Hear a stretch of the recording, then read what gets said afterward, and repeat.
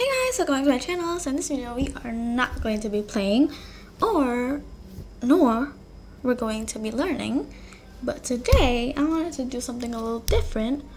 It's kind of like a podcast thingy, but well, you see here, dude.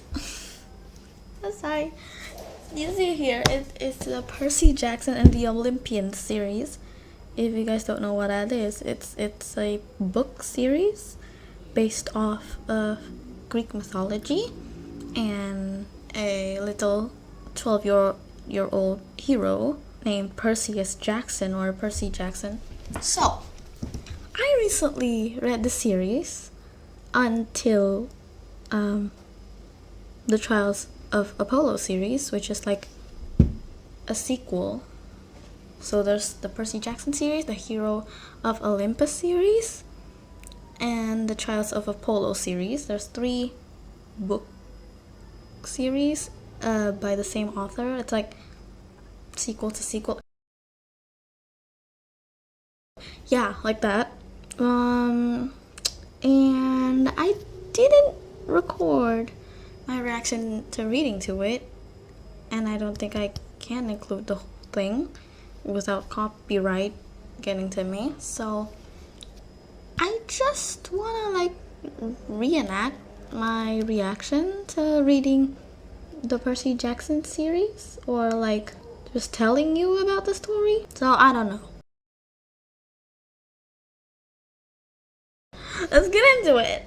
So the story starts off at Percy's school, a boarding school, Yancy Academy, a school for troubled kids, because Percy Jackson has sort of like a reputation of being the dumb kid and a rebellious kid. And also might be because he is diagnosed with dyslexia and ADHD. And then I forgot how the story goes. Wait, sacred text. It's a Kindle. If you don't know, it's like a digital book. I don't have real books, okay? Because it's expensive. Why not? Why buy thousands of books and buy thousands of shelves so you can store it in your house when you can just buy the files for the books and save it in this little tablet? How easy is that? Oh my gosh. Wait, no. It doesn't start off at the school. It starts off at the museum. I don't know if that was a good transition. I tried to do something that's not boring. Anyway, well, it was. Sorry, there's a mirror here and the light is reflecting off my face. There we go. Anyway, it starts at the museum. This is Percy. I know he's such a cute little boy. He's 12. He's 12. He looks like he could be 15 years old. I don't know. Anyway, it starts off at the museum of Greek. Wait, what museum? What museum? The Metropolitan Museum of Art, to look at ancient Greek and Roman stuff. So if you guys don't know Greek or Roman mythology, this is the real Perseus, Percy Jackson's namesake, named twin. He was named after Perseus, the Greek hero who slayed Medusa, who killed Medusa because of Medusa being a monster. So he tried to kill her for glory, and he succeeded. Also, Perseus, the real Perseus, was a son of Zeus. Anyway, they were at the museum to look at ancient Greek and Roman stuff, right? And they were tasked to do some projects, like an essay about the heroes. So of course Perseus chooses Perseus. I think I forgot. Anyway, their Latin teacher, Mr. Brunner, the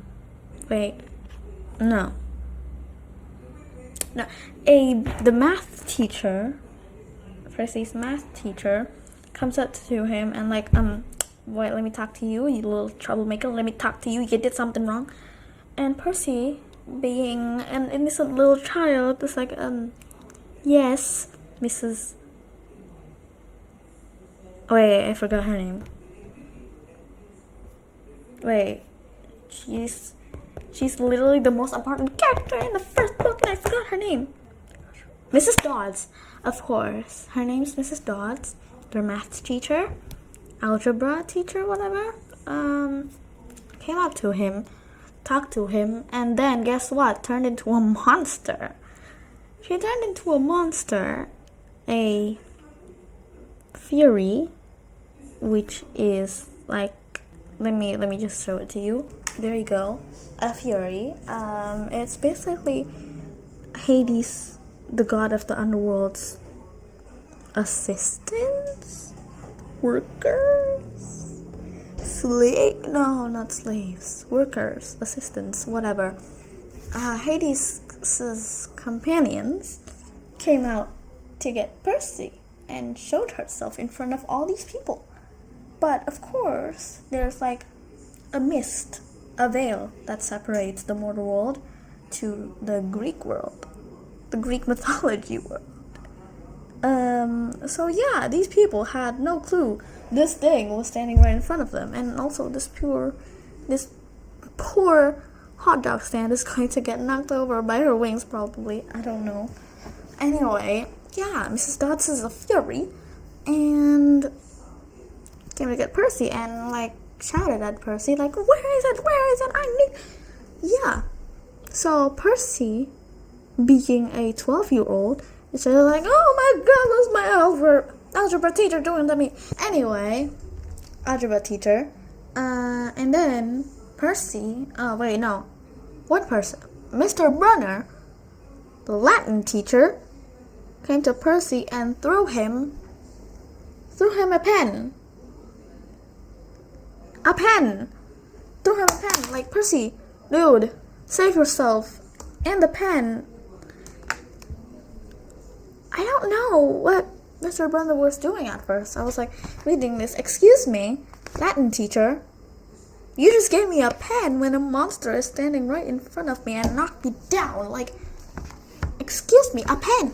But then, of course, I think the pen is actually like this, but like more bluish, like light blue, like this color, but on the pen, oh gosh, it's blending in with my blue screen. Not blue screen, it's my wall, that is blue. If you see, you can kind of see like the green and blue thing. Anyway, threw him a pen. Percy uncapped the pen, and guess what? It turned into. Do I have a sword? I do. Wait, I do. And it turned into a. Where's my sword? And it turned into a sword. I don't know if I've like made a video or like made a YouTube short. Oh my gosh, with this spear or sword. But anyway, it's here. It's a children's toy because I don't know where to get a plastic sword. So yeah, my boy uncapped the pen. Uncapped the pen, and it turned into a sword. Flawless transition, I know. Anyway, of course, having a sword, he stabbed the algebra teacher, and she turned into dust. Percy fell unconscious, and everyone was like panicking. Oh my gosh, why is this kid suddenly unconscious? And then Mr. Brunner, the one who threw the pen, told Percy, what are you doing on the ground? And please give me back my pen. How did you get it? Sir, you threw it to me. And it turned into a freaking sword. Anyway, everyone acted like nothing happened, just Percy collapsing, fell to the ground. And then, guess what? They kicked him out of the school. They kicked him out of the school because they think Percy has some issues. Like, why did this boy suddenly steal a Latin teacher's pen and, acted like nothing happened? And also fell unconscious suddenly. And also, as a last resort, he was so stressed he called the teacher an old sot. Which I don't know what that means, but he called the teacher, "You old sot!" And they kicked him out of the school. So, he got to see his mom at least, and his abusive stepdad, which I don't know why his mom married at the time, but it'll make sense. I promise, it'll make sense. Anyway, they got home, and then Percy told her mom about, like, the strange things happening. Her mom, knowing that her son is, spoilers, a son of Poseidon, and he's actually a demigod, which is, yeah, a half-god, half-blood. Her mom knew that, so she knew that this was going to happen eventually. Monsters are gonna attack him because, he's a demigod, so, yeah. Honestly, the monsters are a little racist. Anyway, her mom wanted to talk to her kid in private. His mom. I've been saying her mom this whole time. Anyway, his mom wanted to talk to Percy in private, so she told her husband that we're leaving to Montauk. We're gonna go to a beach, just borrow your car for a second. And then, guess what? Grover, Percy's friend in school, Percy's only friend in school, which also acted like nothing happened in school, even though he clearly knew, came to his mom's apartment. Wait, no, they arrived at Montauk. Montauk. It's like a place. I actually don't know where it is. I don't know. I don't live in America, alright? I don't know stuff. I don't know where Montauk is. Anyway, they arrived at the beach. They arrived at a, house. A rental cabin. Grover came in. And not just that, I don't know how he got into Montauk, but he was also coming in with short pants. Wait, no. With no pants. Wait. Yeah, with short pants and his legs. Okay, this is gonna sound really weird, but his legs were hairy. He's a goat, okay? He's half goat. There you go. That's the answer. He's a goat. He's a half goat. It's called a satyr. Satyr.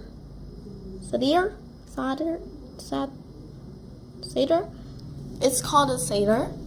He's a satyr. He's a half goat. I really don't know how half goats are born. No, both his parents. Wait. I think both his parents were satyrs, half goats. I don't know what human would want a goat as a husband or as a wife, but I don't know. That's just there. They just exist. Satyrs just exist. That's it.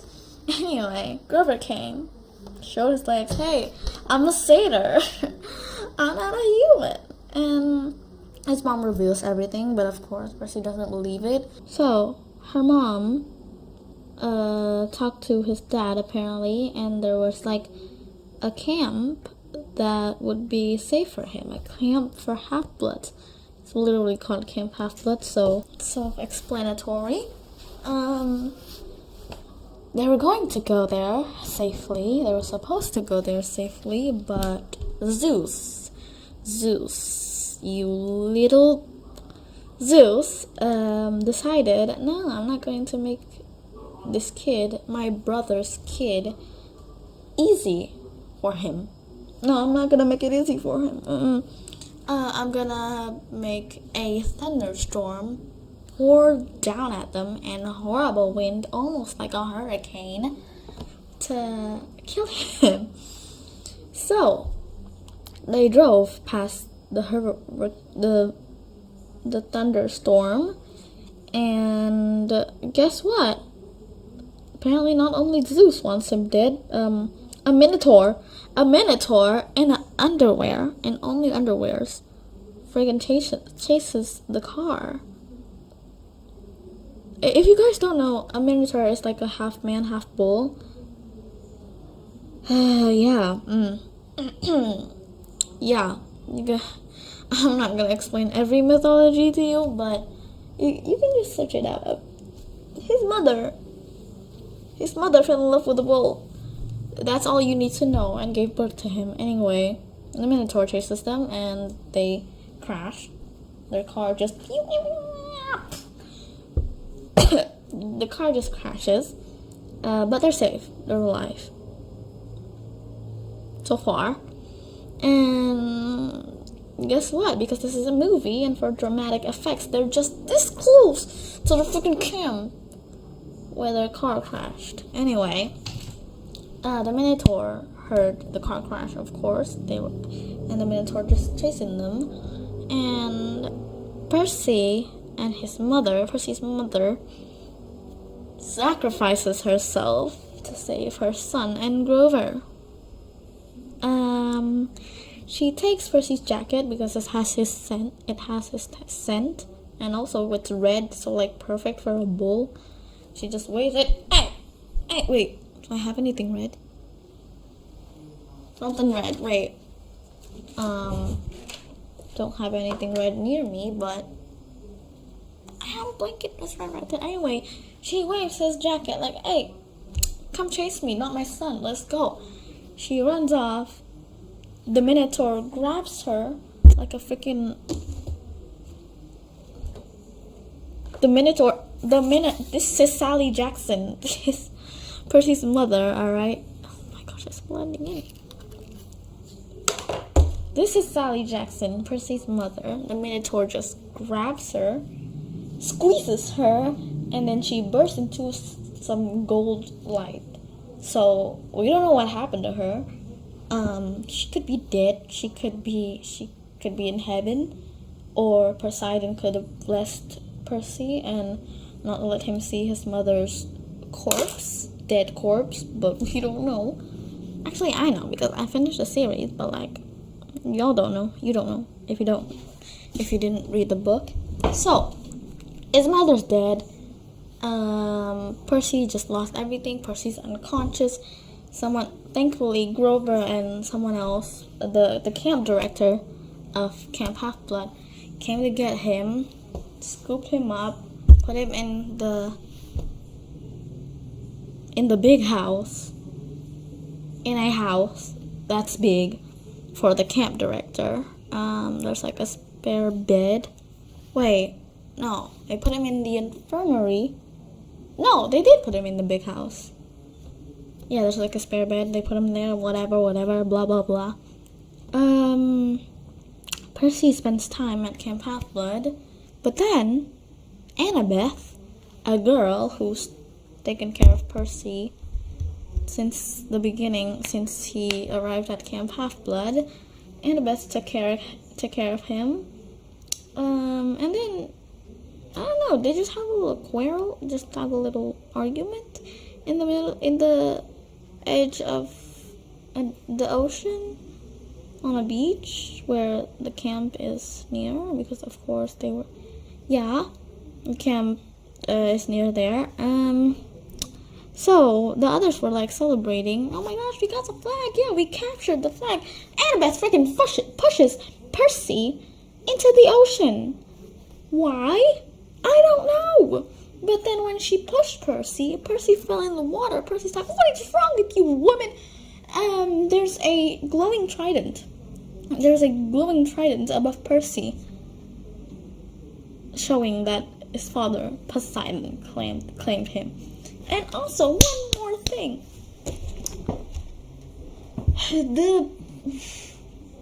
The big three gods. In Greek mythology, Hades, Poseidon, and Zeus, the three sons of Kronos, the Titan, who fathered these guys. These three were so powerful that their kids wound up like being hunted by monsters more than other gods' kids. But they also can be very powerful, and they can destroy the world if they want to. So they decided to not have kids. But of course, Zeus and Poseidon, being the freaking promise-breaking deadbeat dads that they are, and not being able to keep a promise for just a few minutes. No, Poseidon goes off with Sally, and Zeus goes off with a woman named Beryl Grace, which had a little girl named Thalia Grace, which died trying to save her friends. And guess what? Zeus, literally the king of the gods, you can freaking heal a child, but no, he didn't heal her. He freaking turned her into a tree before she died. She didn't even die yet. He can heal her. He can't bring back the dead, but he can heal her. She didn't even die. He turned her into a tree. Oh my gosh. Anyway, the tree is protecting Camp Half-Blood now. And Poseidon goes off with Sally Jackson, has Percy. So everyone's worried because like Percy is a forbidden child. Yes, a forbidden child. Everyone's scared like what's gonna happen to them, and also everyone knew that they're not the main character. Percy is. The forbidden child is. Anyway, yeah, everyone started panicking, and like, yeah, and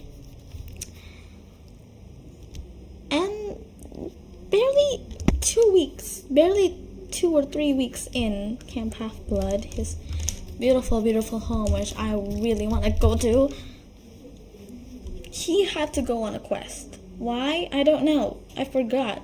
You're just gonna have to read the book. I forgot why he had to go on a quest, but like, anyway, he's the main character, so of course he's gonna need a quest, because if not, this book is gonna be really boring. So he goes to the Oracle of Delphi, which is a friggin' skeleton that can tell the future, which is in the attic of the big house. He goes to her. She spits out a prophecy, which I also don't remember, and I also didn't highlight it or bookmark it, so I don't know where it is. I forgot where it is.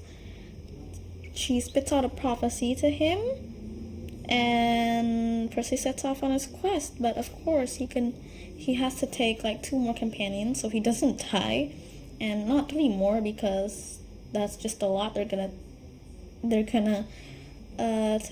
It's gonna take a lot of notice from monsters, so only 2 companions, the trio, the golden trio. Of course, he finds Grover, his old friend, and like, hey, you wanna go die with me? And Grover's like, yeah, sure. And also he invites Annabeth because he's totally in love with her. Like, so obvious, bro. Yeah, so those 3 go on a quest, and I don't know how much I can say without the copyright getting me. But anyway, he sets off on his quest. I'm not gonna say the really big plot in this movie, but let me just tell you, there's a traitor in Camp Half-Blood, okay? There's a traitor. Just beware for whoever's reading the book and hasn't finished it. There's a traitor in Camp Half-Blood, and it's closer to you than you think. Chapter 13, I plunge to my death. No, he didn't die. He's the main character. He didn't die. Anyway, that's saying he, being on the quest, he traveled the world, which is really just USA. They went to the arch. Hold on, I forgot the name. Okay, there we go. The St. Louis Gateway Arch, which is like this, basically an arch, which it doesn't have like any invisible strings holding it to the ground. No, it's just built by freaking math. These two are equal, and like, so that's why they can stand. And it's also very thick. It's definitely thicker than what it looks like here. It's apparently built by a son of Athena, the goddess of wisdom, so of course it's gonna be like this. So Poseidon, the god of oceans and earthquakes, cannot tear it down, cannot tear down the building by his earthquakes, because Athena's child, of course, being a child of wisdom, being very smart, he made this to withstand every earthquake and tornado, of course, like many things. Yeah, so Percy, so if you guys don't know, you can like go up here, ride an elevator, whatever. You can go up here. There's like a window, so you can view the whole thing, which terrifies me to death. Yeah, a monster chases Percy and Method and Grover up here, and then Percy decides to sacrifice himself because he doesn't want Grover and Annabeth to get in danger. And there's also an ocean right here, and being the son of Poseidon, he didn't know if he can survive or not, but he just sees water. He's the son of Poseidon, and he's just like, I have a better chance living than the child of the goddess of wisdom and a half goat. So he jumps off,